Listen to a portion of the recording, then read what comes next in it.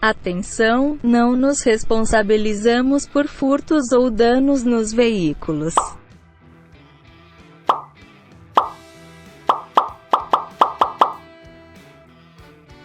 Será mesmo? Sejam todos muito bem-vindos a mais um Diretas de Direito. Fazia um tempinho que eu não gravava mais no estúdio, estou aqui de volta com vocês. E hoje a gente vai falar sobre essas frases aí que todo mundo já deve ter visto em algum estacionamento de shopping ou de supermercado e que talvez a grande maioria de vocês também saibam que essas frases, em grande parte, são furadas. Mas você sabe o porquê? Então se você quiser explicar lá pro seu pai que rasparam no carro dele no estacionamento, ou então pra sua mãe ou pra sua tia que roubaram a bolsa dela dentro do veículo, acompanhe esse vídeo aí que, além de falar que aquela frase não tem sentido ou que ela não tem validade, você vai também saber o porquê. A primeira coisa que a gente precisa saber é o que é esse estacionamento, que tipo de categoria de contrato jurídico, de negócio jurídico significa aquele estacionamento gratuito que nós temos nos shoppings e nos mercados. É um contrato de aluguel, é um contrato de mútuo, que significa empréstimo, é um contrato de prestação de serviço? Qual que é a natureza desse contrato, desse negócio que acontece? A primeira coisa que a gente precisa falar é que esses estacionamentos, quase sempre, você nunca precisa assinar um contrato, ou às vezes você nem precisa chegar e conversar, negociar alguma coisa para estacionar o carro ali. Esse contrato, ele é uma espécie de contrato tácito, é um contrato que está ali explícito,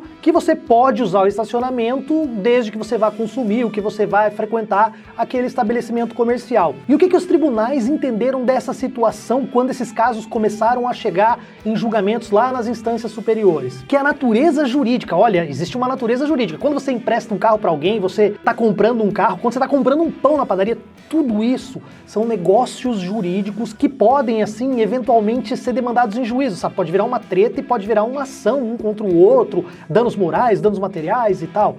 E essa situação do estacionamento, os tribunais entendem que se trata de um contrato de depósito. E o que seria um contrato de depósito?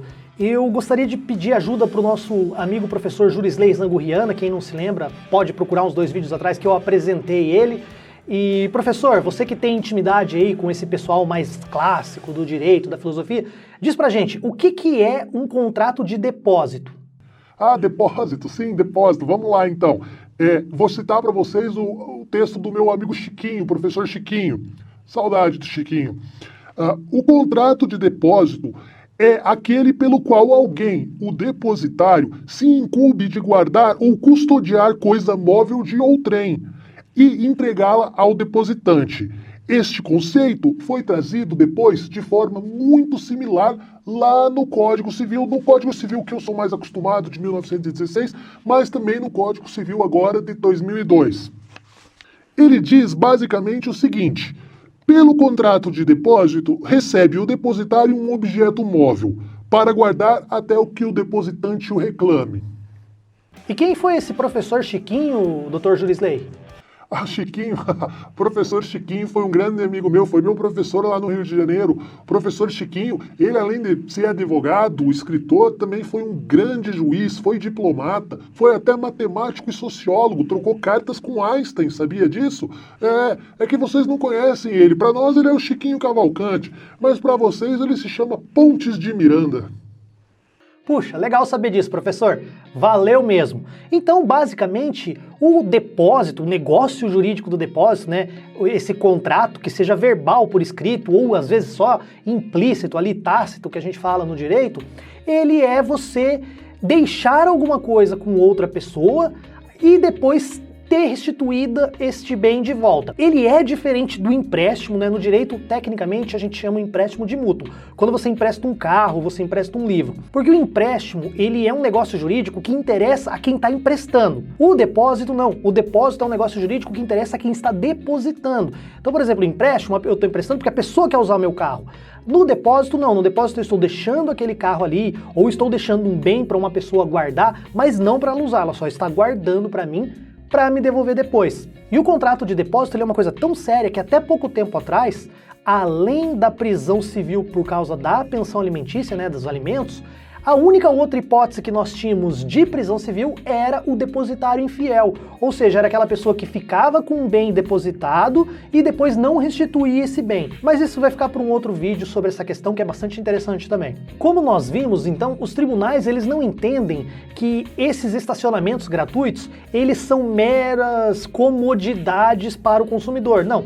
Ele tem até o entendimento, os tribunais têm até o entendimento diverso. Eles dizem que esses estacionamentos, na verdade, eles fazem parte do negócio porque eles são atrativos que visam atrair mais clientes para os seus estabelecimentos. E isso está dentro da lógica de mercado de competição. Mais do que isso, o cliente ele é atraído não só pela comodidade, mas também pela sensação de segurança. Ou seja, esses estabelecimentos, quando eles têm um estacionamento, eles geram no seu cliente uma expectativa de segurança. E isso não deixa de fazer parte também desse negócio jurídico de depósito, que é considerado um depósito. Então, só para vocês entenderem melhor, quando você chega e estaciona o carro dentro de um estacionamento, você está praticando um contrato de depósito. Você está depositando seu veículo em um lugar e este lugar precisa te restituir este veículo ou este bem nas mesmas condições em que você deixou. Isso, inclusive, está lá no Código Civil. Então, o artigo 629 deste código, ele fala que o depositário, ele precisa ter o zelo e guardar aquele bem como se estivesse guardando uma coisa sua e que restitua essa coisa quando ela for solicitada. Então, por exemplo, se o mercado ou algum funcionário do mercado ou alguém danificar aquele veículo, você vai estar infringindo este contrato de depósito, então você precisa o quê? Reparar o bem ou então ressarcir financeiramente, indenizar pela perda que aquela pessoa teve. Agora, uma questão que é interessante eles falam que não se responsabilizam por furtos e danos de terceiros e tal. Então, digamos que você deixou seu carro no depósito, né, no estacionamento, né, fez o depósito deste carro lá, igual depositar em banco, você depositou aquilo lá e depois você dentro do mercado, outra pessoa, um terceiro, bateu no seu carro ou furtaram um objeto de dentro dele. Como que fica essa situação? O mercado tem a obrigação de ressarcir ou de indenizar nessas situações? Tem. É exatamente por isso que aquela frase lá quase sempre ela é inválida, tá? Nós vamos ver, porque algumas situações ela pode ser válida sim, mas vamos deixar mais para o final. O Código Civil diz que o depositário ele é responsável por aquele bem. Inclusive, ele só se exime da responsabilidade por uma situação de força maior, mas você vai ter que provar, né? Você vai ter que provar que essa situação realmente foi um fato de força maior. E aqui eu preciso abrir um parênteses para vocês. O Código Civil, ele traz dois conceitos distintos que se chamam força maior e caso fortuito. O que é força maior? Força maior é toda ação da natureza que é imprevisível e que você não pode impedir ela de acontecer. Por exemplo, aconteceu um terremoto, ou aconteceu uma tempestade, ou caiu um relâmpago ali. São situações que são feitas pela natureza e que você não pode impedir, que não tem como prever ela. Então digamos que você entrou no estacionamento, estacionou seu carro, entrou para fazer compra, começou uma tempestade, caiu um relâmpago, acertou uma árvore, a árvore caiu em cima do seu carro e danificou seu carro. Nessa situação, o mercado ele não tem responsabilidade para te indenizar por aquele acidente, porque aquilo foi um acidente que é considerado uma força maior. Só que uma colisão causada por terceiro, ou então um assalto, ou um furto, essas situações são entendidas pelos tribunais como casos fortuitos, né? E o que é caso fortuito? O caso fortuito é toda ação também imprevisível, que você não pode impedir, mas que são causadas por pessoas. Então, nessa situação, se alguém colidir com o seu carro, ou se alguém furtar algum objeto dentro desse estacionamento, por mais que não tenha contribuído, não tenha sido omisso, não tenha sido culposo, nem com intenção de prejudicar você, o mercado tem que arcar com essa responsabilidade, porque a lei diz que o depositário responde nessas situações de caso fortuito. E eu sei que muitos de vocês devem estar se perguntando, mas e o Código de Defesa do Consumidor e tal? Pois é, essa situação ela se pacificou dentro da legislação do Código Civil. Foram tantas situações dessas que chegaram nos tribunais e que foram sendo julgados e que as pessoas apelavam e recorriam e entravam com um recurso chamado recurso especial, que é um recurso que encaminha esses procedimentos lá para o STJ, né, que é o Superior Tribunal de Justiça, fizeram com que o STJ tomasse uma decisão, criasse uma súmula. Eu ainda vou fazer um vídeo específico explicando para vocês o que é súmula, mas basicamente súmula é como se fosse uma espécie de decisão que já está tantas vezes repetida, que já está tão consolidada nos tribunais, que o tribunal cria essa súmula para que os tribunais inferiores passem a aplicar para evitar que subam recursos repetitivos toda hora que eles já têm uma opinião formada. Então essa súmula é a súmula 130, que diz basicamente apenas isso. A empresa responde perante o cliente pela reparação de dano ou furto causados ou ocorridos em seu estacionamento. Tá, e o Código de Consumidor não fala nada sobre isso? O Código de Defesa do Consumidor,